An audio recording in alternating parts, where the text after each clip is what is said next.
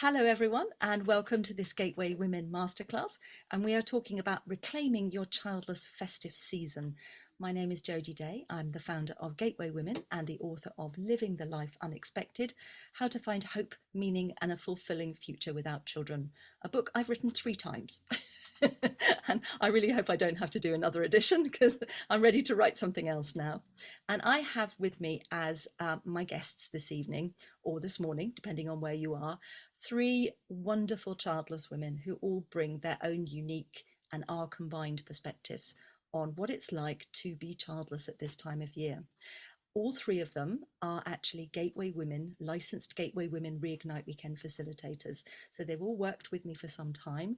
They run the Gateway Women workshops. These 3, my 3 musketeers, run the ones that run in London in the UK. They do them in pairs, which change with each workshop.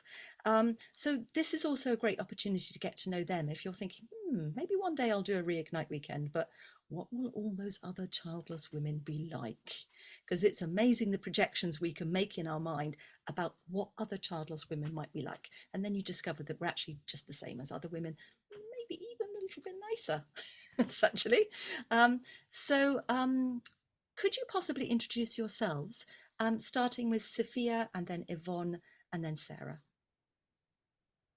Yeah, sure. Thanks, Josie. And yeah, hello to everyone who's joined today. I'm really pleased that you could join us. My name's Sophia Anday. As Jodie said, I'm a licensed Gateway Women facilitator for weekends. And I've known Jodie since 2017 now. And since I joined, I enrolled on the Plan B year-long mentorship program. I'm also a coach, and I did my master's research on coaching for childless women. And I've since gone on to also just started a doctorate, and I'll be researching how people with concealed and stigmatized identities, of which being childless is one, navigate inclusivity issues in the workplace and how coaching can help with that. And I'm really happy to be here with you today. Thank you. I also just want to say, because you're being too modest, that Sophia's master's research won an award, a rather prestigious award. And also, Sophia, we've had a lot of questions about being single as well as childless at Christmas. And that is part of Sophia's experience. So I want you to know that we're a mixed panel in our experiences and what we bring to it, as well as other kind of obvious and less obvious intersectional identities. So Yvonne. Hi everybody. I'm Yvonne John. I did the Plan B mentorship program in 2016. Graduated in 2017. I became a licensed facilitator and have been facilitating the workshop since 2018. And it seems like crazy to think it's been that long.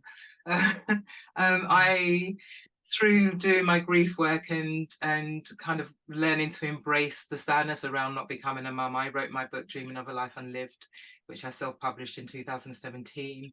And since then I have become a public speaker. I don't know how that happened either. And also an activist for the Women of Colour's experience around infertility. I have recently started training as a counsellor, so knee deep in all those theories around Freud and Klein and Winnicott. So my head is a bit busting at the moment, but I'm so glad that I have the opportunity to be here as well. Oh, thank you, Yvonne. And yeah, training to be a counsellor whilst we're also working full time was my experience and Sarah's experience, and it's it really tests your mettle, doesn't it? Yes. It does. Yeah. Thank you, Yvonne. Sarah. Hi everyone. So I'm Sarah. I did the Reignite Weekend in 2015. I've since then become a facilitator, I think 2020. Correct me if I'm wrong. I think it was during COVID, wasn't it? Yeah. I'm a trauma-informed counsellor who works exclusively with the childless community, so helping people work through their grief and their trauma associated with childlessness. You may also recognise my voice from the Full Stop. So I'm one of the presenters and one of the directors at the community.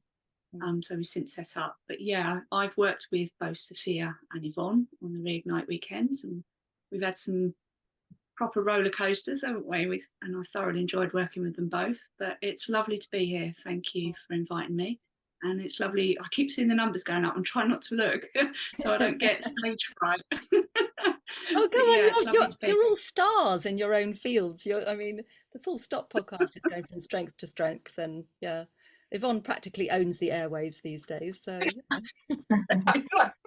yeah, it's wonderful to see. One of the things that's a real pleasure, having been doing this work for kind of, I don't know, forever. I mean, someone called me Dumbledore recently. The Dumbledore of childlessness is my latest adjective when I was at Chester Childless. Is kind of seeing new voices and new faces kind of emerge. And it's been such a privilege with all of you to have been there at the beginning of your childless journeys, to have helped you, move forward, and then to see what each of you have done with your own healing and your desire to help others in such different ways. And one of the things that I think is so important about sort of healing within the childless community is that there, just as we all would have been very different mothers, we're all very different childless women. We need different approaches and different support and different voices and different faces and different ethnicities and different approaches to finding kind of the new version of us. And that diversity within our voices and faces is something that's been really, I think it's really important, and it's still at absolute baby steps. The infertility and the childless community is still predominantly a sort of white middle class kind of voices and faces, and yet we know from all of the people we meet that that we all come with a different experience, and actually even if we look a bit the same on the outside, we all come with a very different experience. And so it is with this time of year, and not everyone will be celebrating Christmas, not everyone is a Christian, but in countries where that is the dominant religion, it's actually, even if you're a Christian or not, it's still it can be a very oppressive time of year, a very family focused, a very couples focused, a very children focused time of year that we have to navigate. It's very difficult to kind of avoid Christmas. And so I guess I'd love to start. Do you know what? I had 300 questions sent in for this webinar.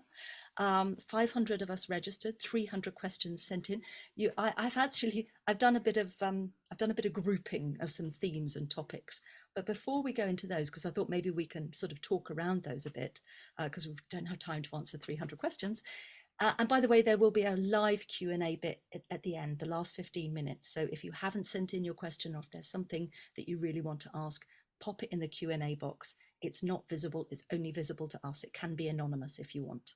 And we will try to get to it, but we can't promise. We don't have a super amount of time. But before we get into those, I'd love us maybe to reflect on what our best experience of Christmas has been as childless women. What's really worked for us, and also maybe what hasn't worked for us, because something we were talking about in the preamble before we went live is that just because we're in a good place with our childlessness, it doesn't mean that every Christmas is going to be slam dunk amazing, because life keeps changing, relationships keep changing, health keeps changing. My mother has recently died. That's impacting. I didn't spend Christmas with her very often, but just sort of the idea that she's no longer in the world and she loved Christmas is kind of impacting my internal landscape. It's going to be different from now on. So who would like to kick off with, what's really working for them around being childless at Christmas?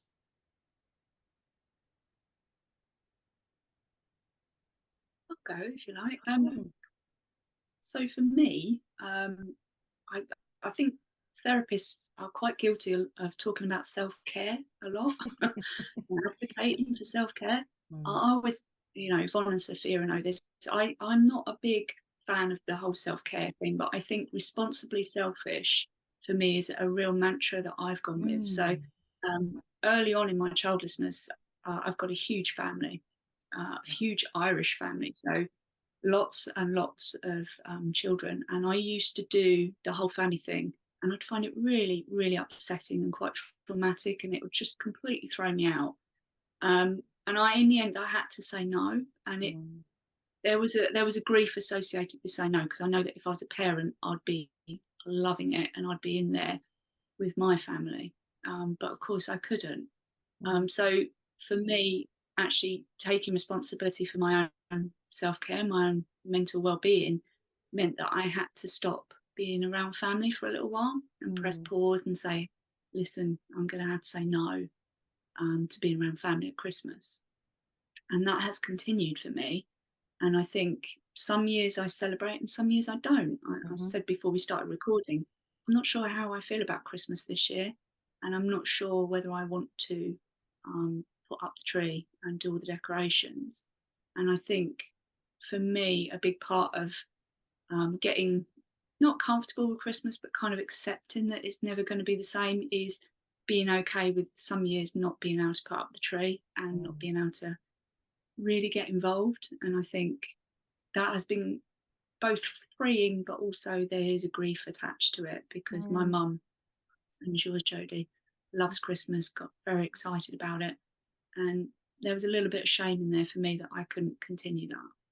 So I've had to get comfortable with what my Christmas looks like, and it's a lot smaller and a lot quieter. Thank you for that. And that will actually feed into one of the topics I think we're going to talk about, which is boundaries. You know, that's I noticed that coming up as a big topic. And also another one which we'll talk about, and it's coming up in the chat as well, which is creating new holiday traditions. Sophia or Yvonne, do you want to speak about what your relationship is with Christmas? What's working for you? Yeah. Go on, Sophia. Oh, okay. Yeah, it is a tricky one, and it changes year to year and even day by day during this period. And I think it's it's never the sort of the same experience, I guess. And I think knowing also that, you know, a lot of people struggle with this time of year, including those who, you know, from the outside we might think have got it, you know, picture perfect. Realizing that there is no such thing as perfect, and it's actually a creation, a construction that makes us feel as if we're inadequate because we're not sort of living up to that ideal. I guess I would say, and this might also link into something that we might come to talk about later, is, you know, I used to love Christmas this time of year when I was younger, and then through the sort of my deepest or darkest hours of childless grief, I lost enjoyment of everything, all of the things that I used to enjoy, including this time of year. And then I would say the word that I sort of use, I guess, in terms of my relationship with Christmas is reclaim.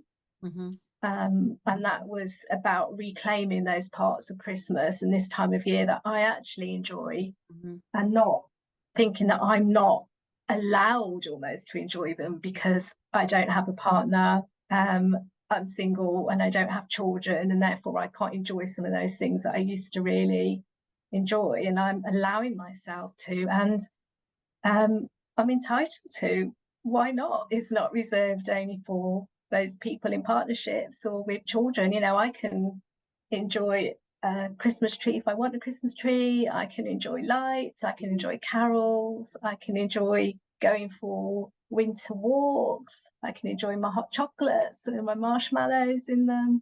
So it was about sort of reclaiming those parts of this season that I like, and particularly the winter solstice and that feeling of, you know, the lights coming back in. So I kind of celebrate that almost, where, you know, light my candles and I put my lights up and I celebrate that part of the season and winter, you know, being in the northern hemisphere.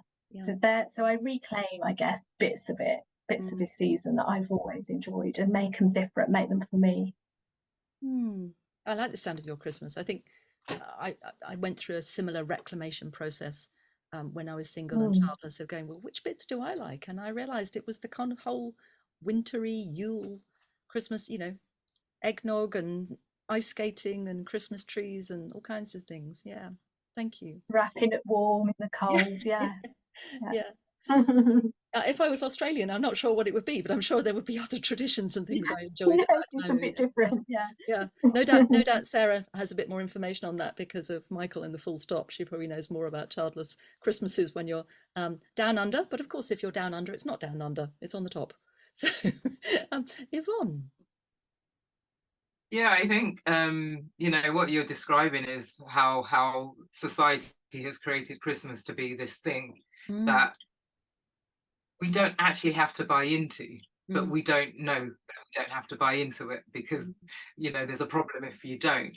And I know, similar to what Sarah said, is for me doing my grief work, I realized that I could say no. And being able to say no was such a powerful thing to be able to do. And then therefore I could reclaim. And my childlessness or Christmas is an extension of what I experience all the time with regards to my childless grief and what I experience through society and whoever else, family and friends, and how I've seen and perceived. But what I have found is, because for me, like, my dad's a real traditional family man, and Christmas is that time when he wants all the family around. So I used to enjoy Christmas for that point of view, because I get to see my family that I don't necessarily get to see throughout the year. But when I started to realize how painful it was for me, because I wasn't adding to that, I wasn't bringing my children into that, it became hard to want to be there. Yeah. And I remember, just as like Sophia is saying, in terms of reclaiming, because this really is about reclaiming. It's giving ourselves permission to say no and have the Christmas that we want to have, knowing that other people might not like it, but we have to look after ourselves. We have to be responsibly selfish in all of this. So for me, I remember one year that I said, and I was married at the time, and we said, we're not going to anybody's for Christmas. And we stayed at home.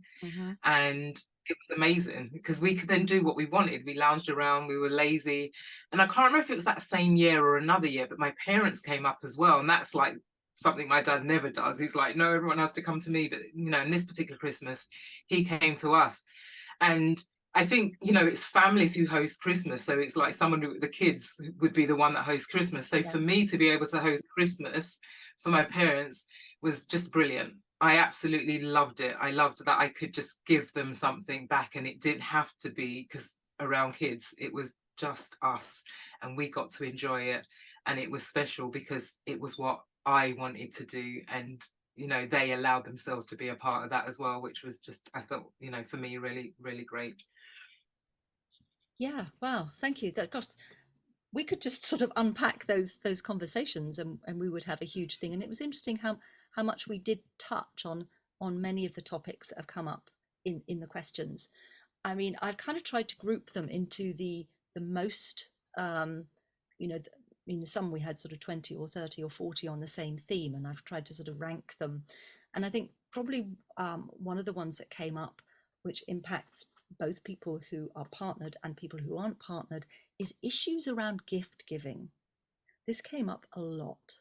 So various things, various scenarios. So maybe there's a scenario where you give thoughtful gifts to other people's children, and you hear nothing back. You don't even know if they've arrived, let alone getting a thank you note or a thank you text. It can be that you give thoughtful gifts to sisters and siblings and brother-in-laws and sister-in-laws and children, and you get a sort of a token gift back or nothing, and you're all in the same room together opening presents. There can be a sense that it is imagined, pronatalism projects this idea that people without children have loads of money. So there can be this real expectation that the presents from you are going to be really big and important and special. And this can be put onto the children, who are really expecting you to kind of push out the boat without any recognition, particularly for those of us who are single as well as childless, that the cost of living as a single person is so much higher than the cost of being in a couple. And I think one scenario I heard was where families decided, in order to cut down sort of the expensive Christmas that only children were going to get presents. And then scenarios where everyone's gathered around the tree and all of the children are opening presents, and the childless person is sitting there and they're not involved in any part of it. They're just sitting there watching this, this kind of capitalist bonanza happening in front of them. And not any, they don't have any children, they're not getting any gifts themselves. And it could just be so incredibly painful. And so it's just, if you're not getting anything back from it, but you're expected to give a lot, this is a really, really fast way to create unspoken resentments. And I think when you, everyone's away from home, they're in uncomfortable beds, they're eating maybe unusual food, maybe, maybe drinking a little bit too much, and they're with family. The chance of things going wrong, I mean, it's just so bloody high at this time of year. So what thoughts do we have about gift giving and maybe how to manage it so that it works for us as well? And I think this kind of also maybe goes into boundaries. And one thing I would say about boundaries is, and I saw this a lot in questions, is how can I do this without upsetting blah? And I think one of the really big issues about boundaries is sometimes you cannot set a boundary and take care of everyone else's feelings at the same time. Sometimes you have to be prepared for a little bit of discomfort, that people might not like the boundary, not convenient for them. And I loved Sarah, responsibly selfish, really loved that. So what do we think about gifts and managing gift giving etiquette? Well, what jumped into my head, because it's not something I have experienced just because of the way we do things, and there isn't an expectation in the same way that you've described, Jodie. Mm-hmm. However, I really do understand that. And what came to my mind is that actually I would buy a gift for myself, wrap it up and have it there to open. Boom, so, result. Yeah. This is the lady who sends flowers to herself on Mother's Day, though, so that is excellent. You really are good at this. This is it. And this is what I've learned along my journey in terms of actually, because we wait for other people to give it to us. We wait for other people to validate us. We wait for other people to make it okay for us. And actually, we've got to do it for ourselves. Part of my acceptance journey was actually realizing or accepting that other people are not going to like it, but that's their stuff, not mine. And I was doing what I needed to do for myself. So part of my self-care would be to buy myself the gift that I really want. That then I would wrap up and I'd put it under the tree. And then when everyone's else opening them, I will be going, oh, Yvonne, when I grow up, I want to be you. That's just so clever.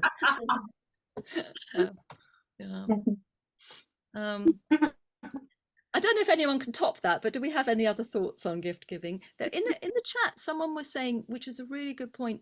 Someone says, speaking up about expecting a thank you helps, I find. And once again, that's about not expecting people to guess our faults, not expecting people to be mind readers. I mean, we might do that and it still doesn't happen, but at least we've said that's what we're expecting. And I think that's a really good point, because that's, part of boundaries is actually being clear about who we are, what works for us, what doesn't work for us, and not expecting people to guess and then being upset when they don't guess. Yeah. You know what, Jodie?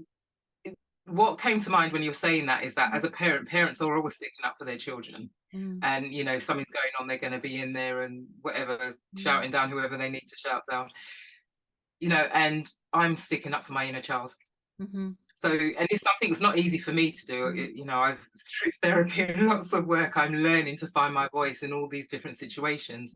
But what I realized is I'm actually sticking up for my inner child and I'm looking after her. So I'm being a mother to the child that I never had. Yeah, that's beautiful. And that's also amazing role modeling for other people around us, because one of the reasons so many of us struggle with boundaries is that we didn't perhaps grow up in homes and around adults that modeled how to have good boundaries. And so it'll be really helpful to the people around you and to the young people around you to see, oh, what Yvonne does. Okay, I hadn't thought you could kind of do it like that. That's interesting. It'll never be missed. I'm going to move on to another topic, just because I'm aware of the time. Probably one of the biggest issues is what I call family pronatalism. So these are behaviors within families that are seen as completely acceptable within the culture because they are based on pronatalism. Now, pronatalism is the belief system that drives the idea that people with children are more important than people without children. Now, while that has very, very deep roots in our earliest beginnings as a tribal species, when one can imagine that a woman who was able to give birth and survive that, maybe repeatedly, was growing the tribe.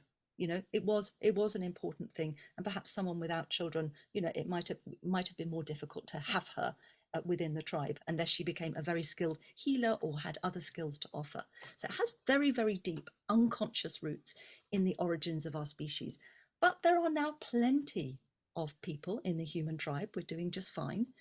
And what we're seeing in our culture is pronatalism plus capitalism plus social media plus sexism, all kinds of things coming together to really create an incredible idea that the way to be a successful, real adult is to be a parent, and particularly to be a mother. Now, what this drives is some unconscious beliefs and things that happen within families where, for example, you may have siblings and the one with children is treated as having of higher status in the family. No matter birth order, they have higher status. And this can show up at Christmas, like, for example, and by the way, these are real examples, being expected to sleep in a tent in the winter in the garden so that a sibling's children can have your bedroom, or sleep on the sofa, or have to go and sleep in a hotel or something like that, because you have been sort of deprioritized in the values of the family. And this is something I find fascinating because I think it's more recent, because when I was a kid, the children always slept on the sofa, on the floor, on the camp beds. The idea that you would get a bed instead of any adult in the family, really, really interesting. Or it might be the way you're treated around the holiday meal. You might be put on the children's table as if somehow you're going to enjoy that, when in actual fact, it's like, oh, you're not really an adult. You don't get to sit at the big table. And something one of you mentioned, not getting to host Christmas. You're not a proper adult. You always have to do the traveling. You always have to be part of someone else's Christmas because you're not a family. You don't get to host Christmas. Now, managing these things, managing the way we're treated within our families, very difficult at Christmas, very heightened time of year. Would love to hear from Sophia or Sarah. How do you manage those kinds of things? Sarah, do you want to go ahead? Yeah, I think we're back with boundaries, aren't we? Yeah. I'll be honest. I felt my younger brother has children, and I really felt that shift in my status in my family. If I'd said it overtly, I think they would have denied it and said, no, actually that's your stuff, not ours. But actually, you're so right about those roles in the family. And I think for me, finding my voice as a childless woman has actually been one of the really steep learning curves. I've always been quite introverted and quite quiet. So for me, finding my voice, a lot of therapy to find my voice and actually say, no, that's not acceptable to me. I'm not going to be, well, I've never been asked to sleep out in a tent. I think that's outrageous. But I would say, hey, that's not acceptable to me.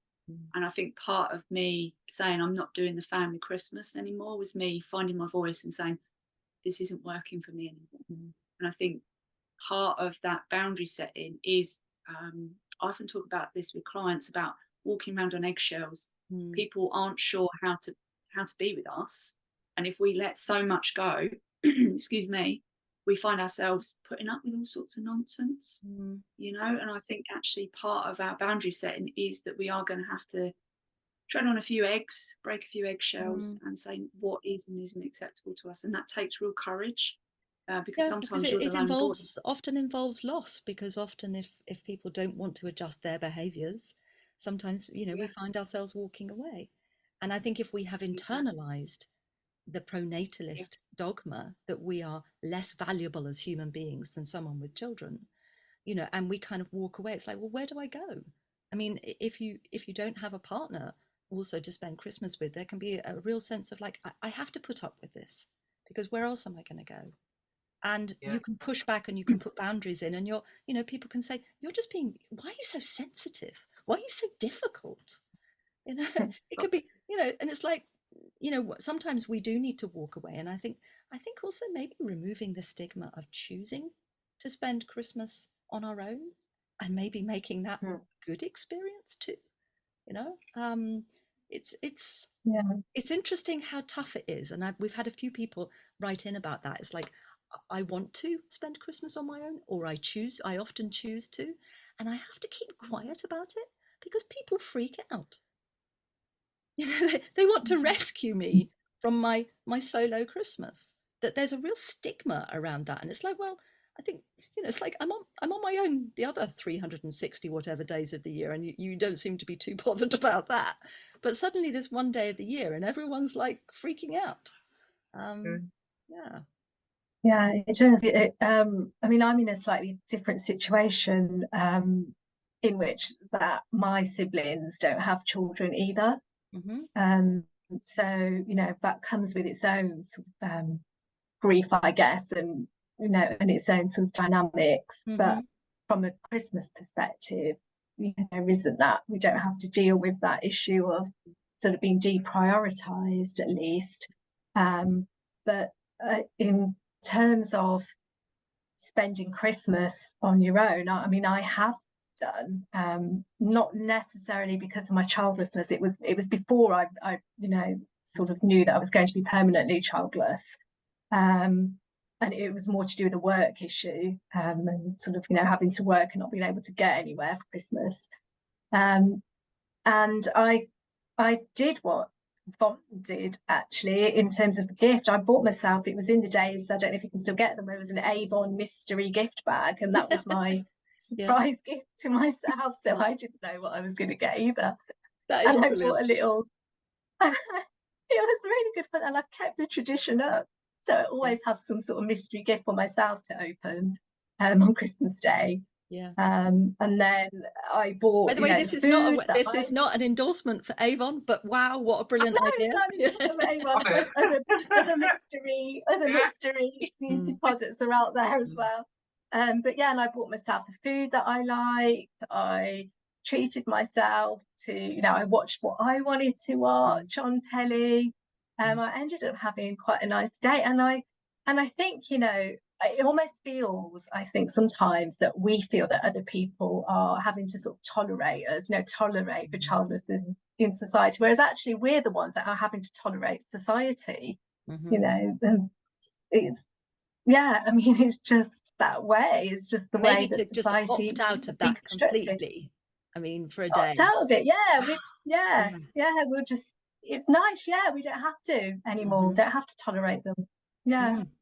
Yeah, exactly. Thank you. Well, we're racing through these so that we can leave time for your questions, which start in about 10 minutes time. I'm going to sort of combine two of them, which is ideas about creating new traditions, because there can be a real grief in the idea that maybe perhaps we have family traditions that we want to pass on to our children. That's not going to happen.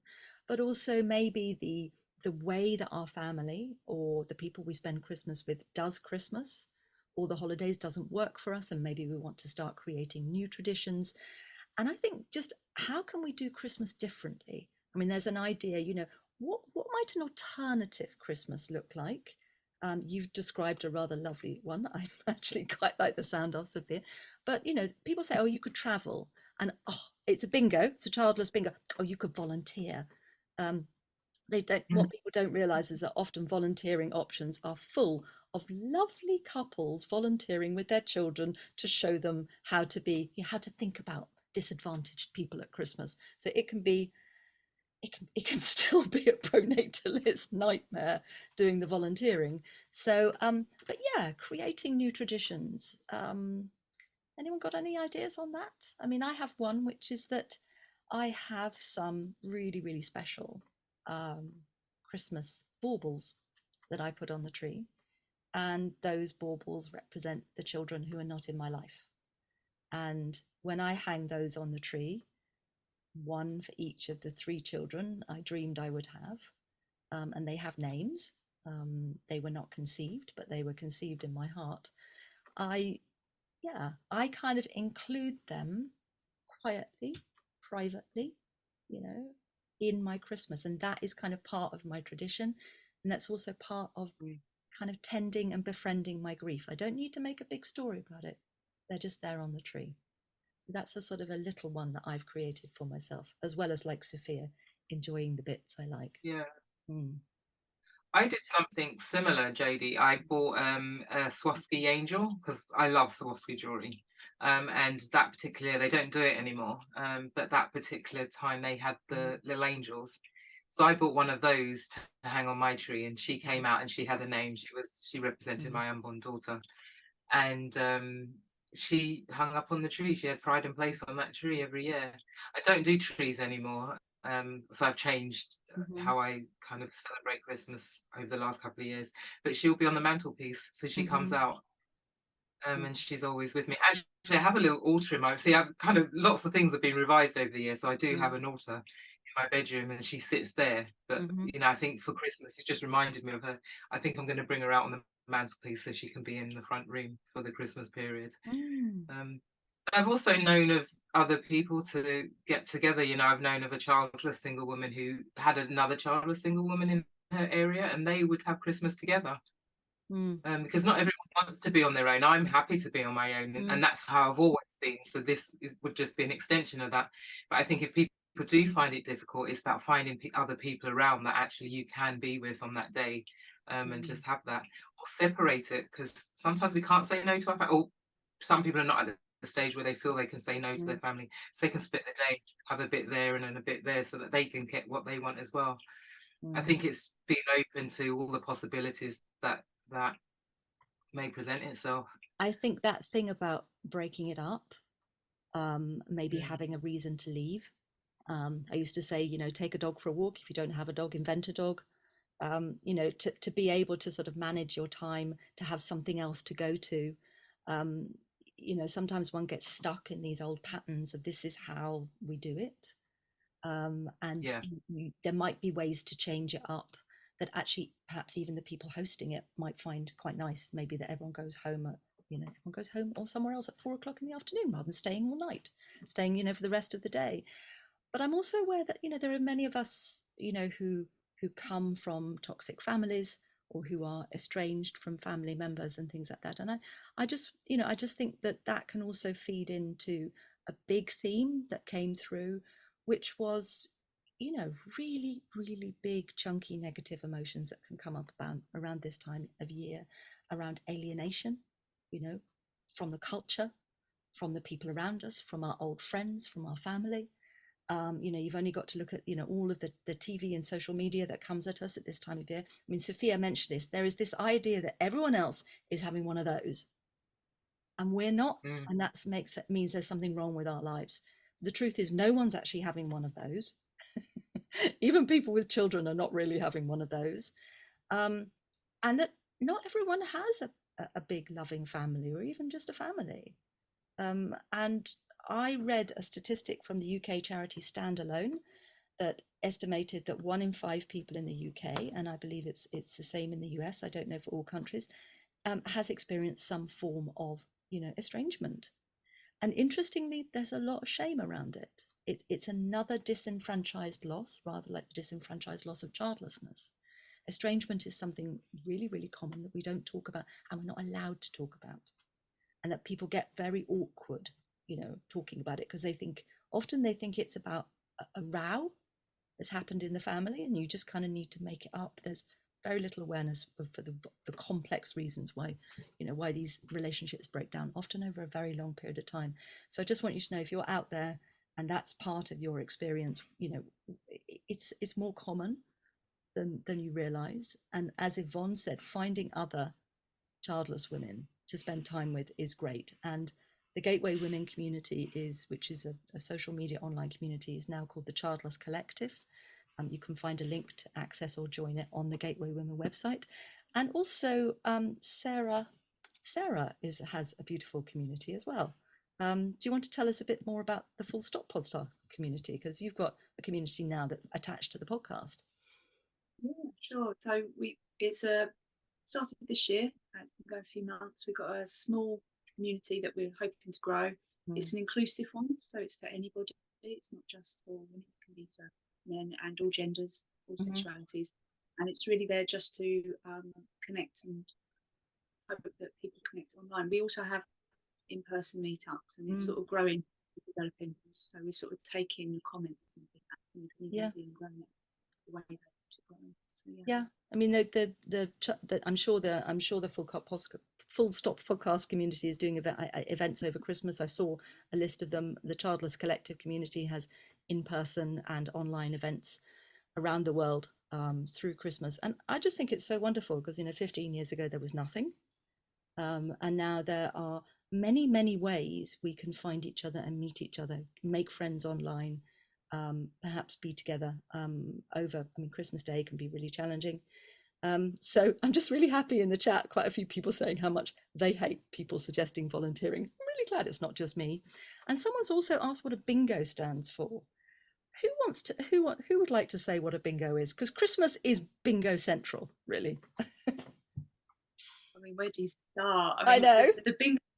The bingos are like the cliches and the stuff we always get thrown at. So, you must have so much time on your hands. Oh, you must have so much money to spend on presents. It's all that sort of stuff that we know is not true, but people. Oh, my favourite, Christmas is for kids.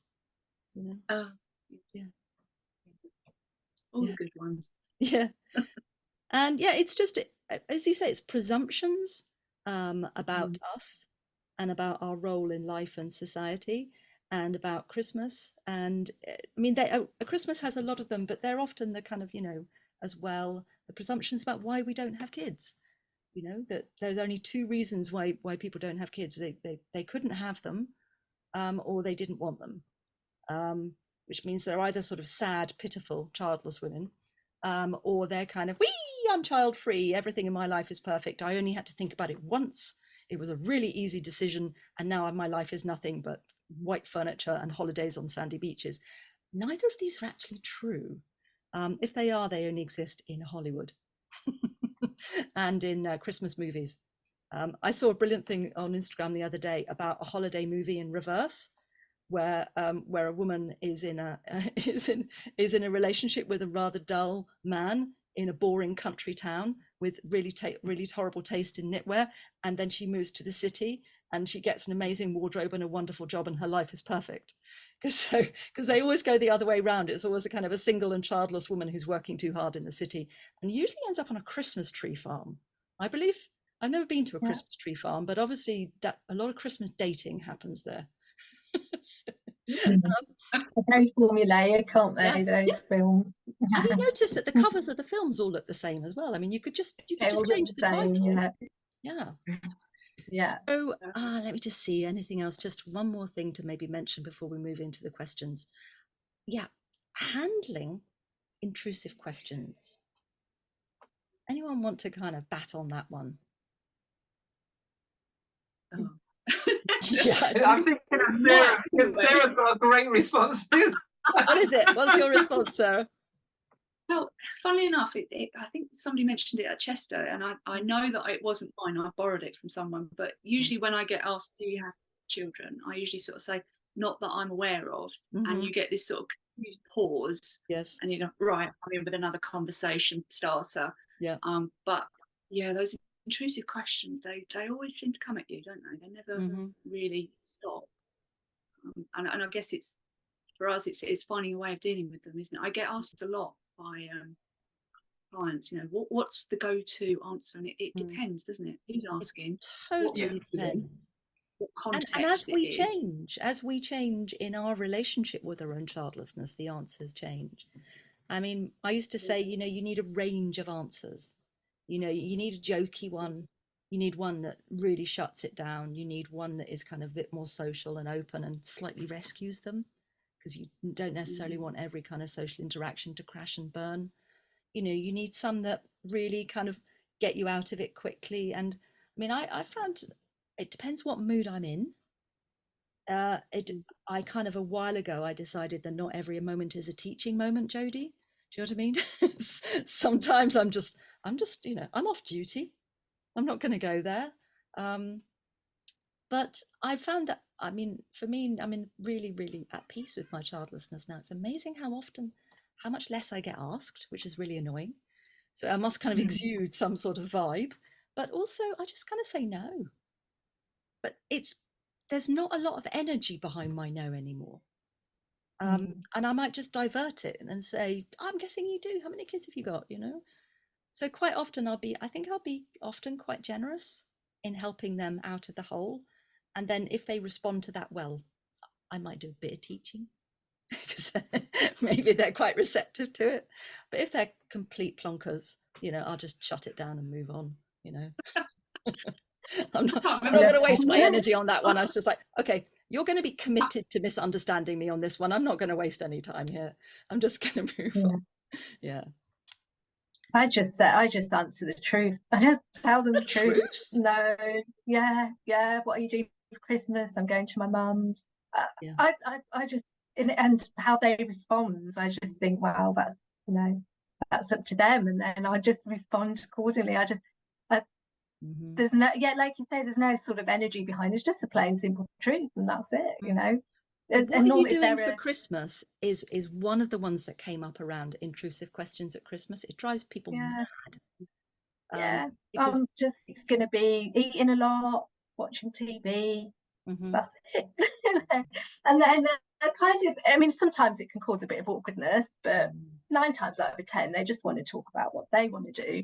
So they're only asking you to be polite. They just want to get on and talk about. They're not asking you to actually listen to the answer. They're asking you so they can tell you about what they're doing. So I just let the conversation evolve like that. Yeah. Well, I'm just going to take a look at the questions because I've been watching the chat and talking to us. Let me see. So actually, this is really interesting, and I think it comes back to what we were talking about. Is it even possible to have a happy Christmas alone? I'm isolated and extremely lonely at the best of times due to being single and childless, and sometimes Christmas can exacerbate this to the point of being unbearable. Any advice would be greatly appreciated. Now, we did sort of cover that, but I'm thinking if it was something you were perhaps doing for the first time or considering for the first time, how would we challenge this belief in ourselves, which the culture tells us, that it's not possible to have a happy Christmas alone? Because I think that might be where it starts, is this idea that there's something strange about that. What do we think if someone asked us? Because the way it's phrased, is it even possible? I mean, I love that. I love that, by the way, the anonymous I love that you're even asking that, because this shows to me that you are questioning the idea, already, which is a great sign. What do we think? We've internalized it to that extent, haven't we? We're made to feel as if we're the problem, apologise, when actually we're not the problem at all. No.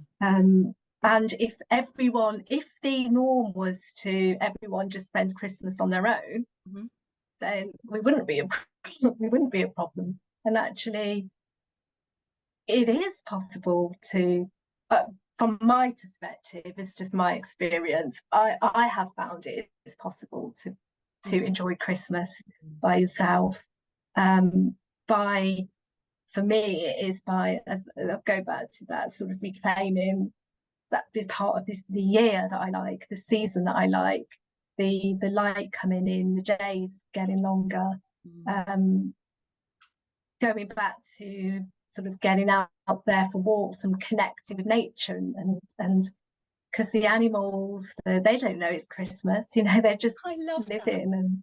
And and I think travel can be wonderful. I remember, I think the beginning for me of thinking that was when the first time I spent Christmas in India, and I was in Goa, and it is it's Christian as well as a Hindu state, and I remember being on the beach on Christmas Day, and it was going to have a real blowout because I was on a backpackers budget. I was going to have a banana pancake to celebrate my Christmas Day, and the lovely lady who sold fruit and nuts on the beach kind of came to me and she said, "Oh, today is your festival day, isn't it?" And I suddenly thought, yeah, I mean, the Hindu tradition has so many festivals, and this was just our festival day. And I realized it was just part of a huge calendar of festivals that happen in India. It wasn't like the most important day in the year. It just kind of, I just sort of, it was just the very beginning of sort of putting it into, oh, no, it's just another festival. I mean, and if we manage to spend other days in the year on our own and have a nice time, why shouldn't we do it on that day? I mean, it's Yeah, I think, you know, life is so busy. I think mm-hmm. it's a great opportunity to actually stop and Mm-hmm. recharge. Mm-hmm. It does depend how you see it and how you frame it. And I think Mm-hmm. there are characters, there are people there that don't like being on their own. So it doesn't matter what day of the year it is, they don't Mm-hmm. like being on their own. So there's going to be difficult. Christmas Mm-hmm. then will be have an added layer of difficulty for them. Mm-hmm. I remember, you know, there are people who don't like traveling alone, for example, Mm-hmm. and there's so many ways you can do this. Mm-hmm. And I remember when I went on holiday on my own to Lanzarote for a week, I thought this was the best thing because I got to have the holiday I wanted without anyone else's voice. I didn't have to look after anyone else. I could turn left or right. It didn't matter. I could eat where I wanted. And for the first time, I realized actually how vital, how wonderful it was for me to experience that, because I'm so not controlled. You know, you hear so many voices every day. You know, you have your partner, so your partner wants to do things and you have to look after that. You've got family members who want to do something, you've got to look after them. There's always somebody's voice, somebody's noise, somebody's something Mm-hmm. that pulls you away from what you want. Mm-hmm. So for me, it's that opportunity to actually just have what I want Mm-hmm. in that day. Mm-hmm. Yeah, that's lovely. And I wanted to kind of bring it round to another question which is in there, and we sort of touched on family estrangement, but and I think I'm in this as well, is kind of Christmas after bereavement. You know, that for many people they may have, you know, their family members have died, and you know, and I suppose for me it's about, and for this person, for her, Christmas was such a special time in her family, and those people are all gone now. This sense of how do we tend and befriend our grief and kind of do Christmas. And I think that's a really hard one in the culture, because at all times of year that people have an idea about how we should be doing our grief. It's been really interesting for me, having recently experienced a bereavement, to experience franchised rather than disenfranchised grief. It has been extraordinary to see how people have treated me because my mum has just died. How kind they've been, how thoughtful they've been, how understanding they've been, how many messages I've had and things like that. And it's like, oh, I can see that this is a lot easier than childlessness, because I'm allowed to be having these feelings, you know, and maybe even to kind of find Christmas a bit tricky this year. But how do we hold our grief around our childlessness and around the loss of family members that we wish were there at this time of year?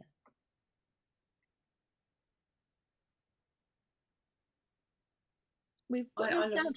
Sarah, we've got no sound for you. Try again. Sorry, Yes. I was saying I lost someone last year. I lost my nan last year, and she was like a big part of our family. We were quite like the matriarch, and I think for me, it always felt like a different grief. That sort of the fact that you've got other people have that loss as well, and so for us, it was raising a glass to her on the day, and for me, I guess being able to take the time to myself so that I could honour my child that I would have had at Christmas. And I think they were very different in terms of people going, oh yeah, I understand that grief, I understand that loss, and yeah, we'll raise a glass to Audrey. But when it comes to my childless grief, it felt like two different things. And I think there is an overlap, but for me, on the day, I always take time out for a walk on my own, and I just to get myself, have some space, not have any expectations, be out in the cold, whatever the weather is. And I think that's for me to honour my children, or my child, who would have been. And then I have the rest of the day to do whatever I want to do. But they are two very different, almost ceremonies, like, aren't they? I find.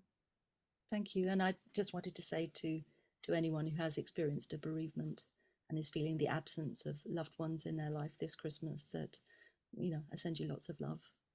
It's a tender time. We have a couple of very small I can just cover these off quite quickly. There's a lady who wants to know how to connect with others online without using social media, because she doesn't participate in social media because of how triggering it is about being childless. Absolutely. There are wonderful social media communities that aren't on Facebook and aren't on social media, where you won't find those triggers. What was the Gateway Women community, which is now the Childless Collective. You can find a link to that on the Gateway Women website. And Sarah's Full Stop podcast community is also an untriggering online space where you can meet other childless people. And Sarah's community is open to women, men, and people of all gender expressions. The Gateway Women Childless Collective community is for women and non-binary people. And also, someone's asking, is there a presence in the USA for Gateway meetups? Absolutely. They are all hosted and run for members only through the Gateway Women online community, which is now called the Childless Collective. You'll find the link for that on the Gateway Women website. Now, we only have 2 minutes left of the webinar, and I'm just going to pop back to all of the questions that were sent in before and see. Yeah, I just wanted to talk about Christmas pronatalism. Yeah. And I just wanted to remind us all that particularly Christmas is a celebration of a birth. It is so focused on the birth of a saviour, of the Son of God, if that is your religion. But interestingly, its deeper pagan roots, falling around the winter solstice, is about the return of the sun, the return of the sun. These two things, Christianity piggybacked on that time of year because it is celebrating a return to the light. The world in the Northern Hemisphere, the darkest night is over, and we start to turn back towards the light. If we think about our ancestors who relied on agricultural harvests, it is, the hardest part. It's like we're gonna have a spring again. We just need to get through the next few months of our stores. We're gonna have a big feast of all the stuff that's going to go off. We may be going to have a few lean months, and then spring, and then things will start growing again. Life will continue. It is an extraordinarily poignant time of the year. I do think that the Christian story is one that can be particularly challenging. Certainly nativity plays used to do me in completely. Rather like Sarah, I stopped going to those. And Christmas carols, children singing Christmas carols.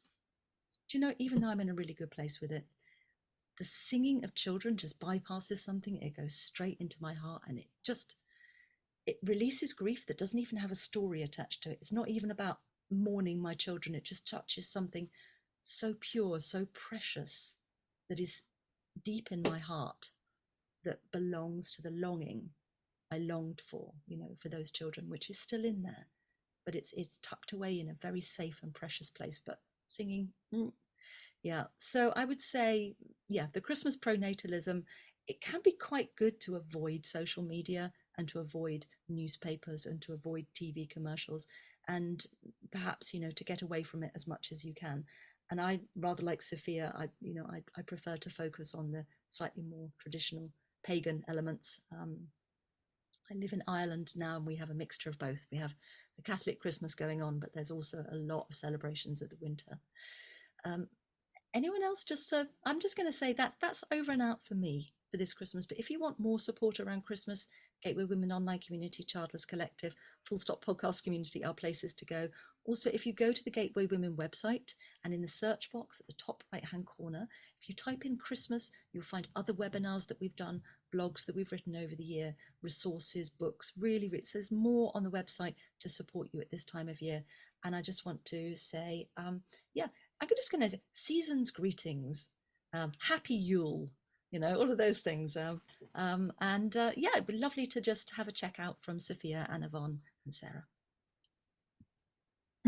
Yeah, thank you, Jodie. I would just say to everyone, look after yourselves, honour yourselves, be kind to yourselves. You matter. You are so important to us all, each and every one of you. You do matter. Yeah, much love to you. Oh, okay. Got something in my eye there. Yvonne? Oh, I would say it is okay to not to be okay. And this is the time of year where you have the opportunity to give yourself permission to put yourself first, look after yourself, and give the gift of Christmas to you. Wow. Thank you. Sarah. I just want to say, be kind to yourself. I think we sometimes beat ourselves up for things we can't do, and actually we've all got limits. You know, I totally chime with the children singing. It's just like, oh, it's like a cut straight right through you, doesn't it? But I think it's acknowledging that we all have limits, and being gentle and giving it, as Yvonne said, give ourselves the gift of Christmas, whatever that looks like for us. Oh, such wisdom, such beauty. Thank you. And just a reminder that these three wonderful, wise women are the UK facilitators for our Gateway Women Reignite weekends. There are 4 of them scheduled for 2024. They're all on the Gateway Women website for you to book. Your childless heart would be in very, very good care in their hands, as you can see. So however you do or you don't celebrate Christmas, thank you so much for being with us for this hour. And I look forward, and we look forward to seeing you again soon. And the flood of hearts that is just flowing across the screen is just, it's so appreciated. Thank you so much to all of you for being here. And yeah, season's greetings and happy holidays, if possible. And if not, the motto seems to be kind to yourself. Thank you. Bye. Take care. Bye.